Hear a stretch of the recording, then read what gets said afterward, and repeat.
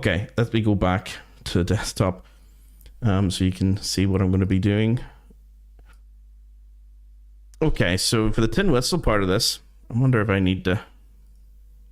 Probably going to have to turn on... This is loopback. I was telling you about all the different things I've got going through it. I'm probably going to have to turn on the tin whistle. Oh. And turn off the this audio here. Okay, I probably messed everything up, have I? Hopefully you guys can still hear me. I'm going to put in like a little extra... Yeah, it looks like I need a little bit of extra gain here. And again, I'll be practicing along with Olivia tuned up because this is now for whistle. So you see all the things that I need to do when I'm learning a piece, you know, for students. I'd have to learn how to do it for the bouzouki in 2 different tunings and then have to learn it on tin whistle.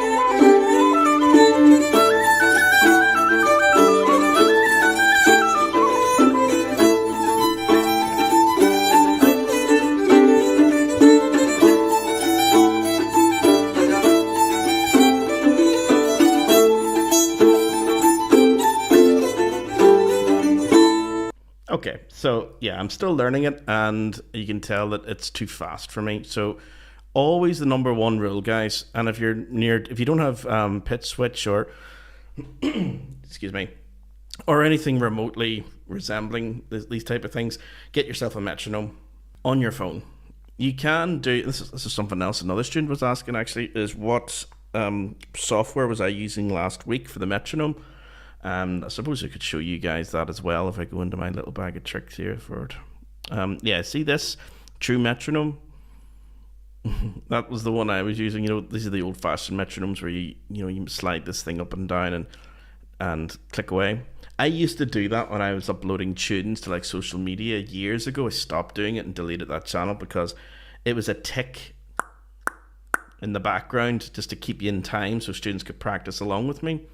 But over time, I've like invested in things like, Logic Pro and, all the plugins that you can get with that and put in like a good sort of bodhrán sound or, percussive sound in the background. Far nicer than having just the metronome clickety click.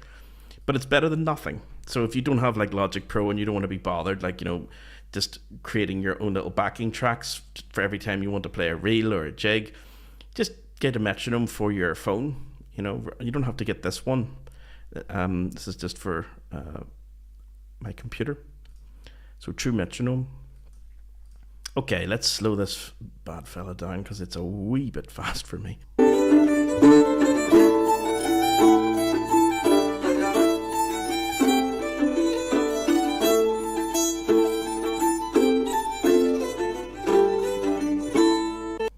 Okay, here we go.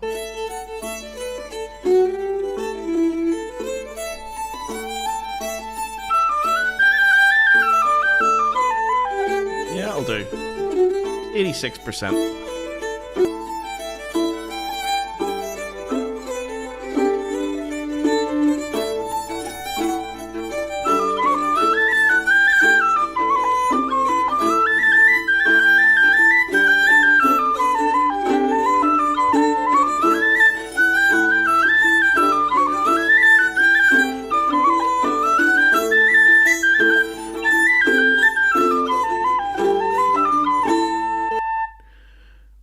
Yeah, okay, that'll probably do.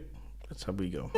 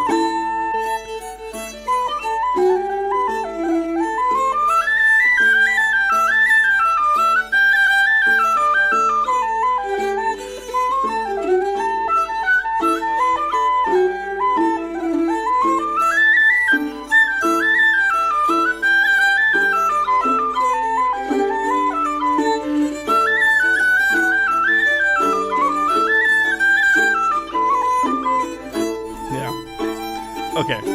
So I immediately now know when I was going through that where I need to put it in a wee bit more practice. It's actually at the variations where I'm messing up most of the time. So remembering that for the first time around, if I really wanted to stick, closely exactly to or as much as possible to what Olivia's playing on the fiddle, is I would try and do the blue stuff first and the red stuff second time round. So if I was to zoom in just on that first line, just to show you what that would look like and sound like. So this from this A, da da bum bum bum bum bum bum bum bum bum bum, and put a little roll on that long note.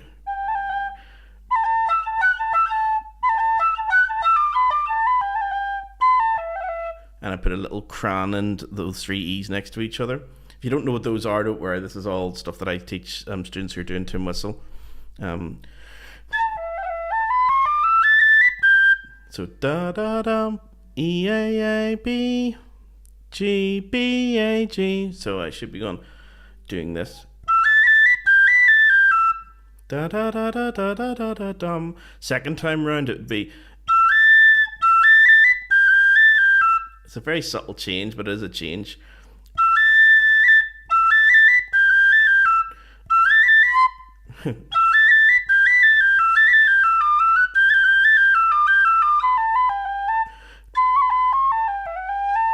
Yeah, this is the big one here. Da da da da da da da da. Like a B roll, maybe for those three B's.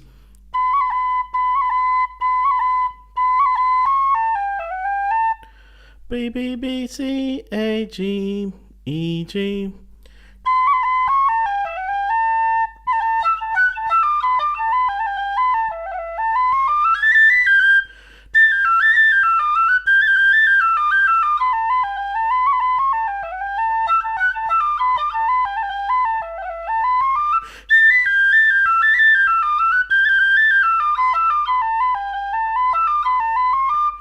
Yeah.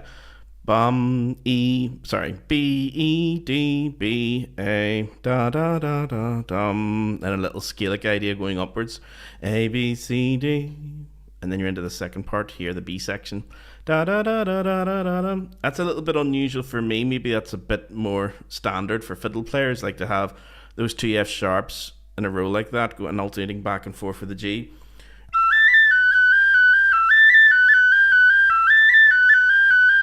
It's nice, actually. Usually we would do it as, to slide up to it.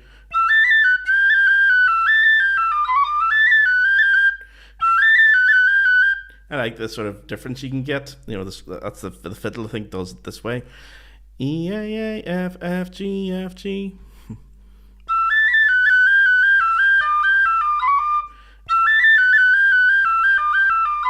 Those two bars are a wee bit tricky for the whistle, but it's just alternating fingering.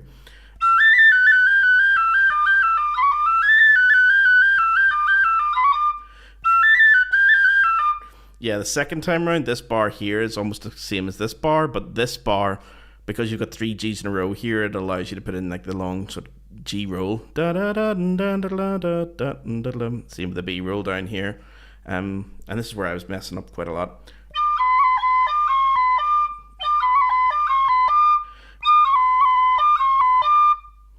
B dee dee dee dee dee dee dee da da dum.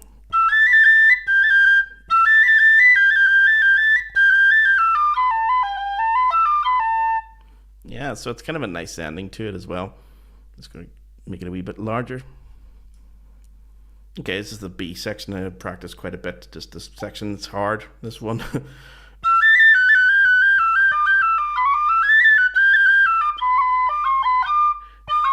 That's awkward fingering there.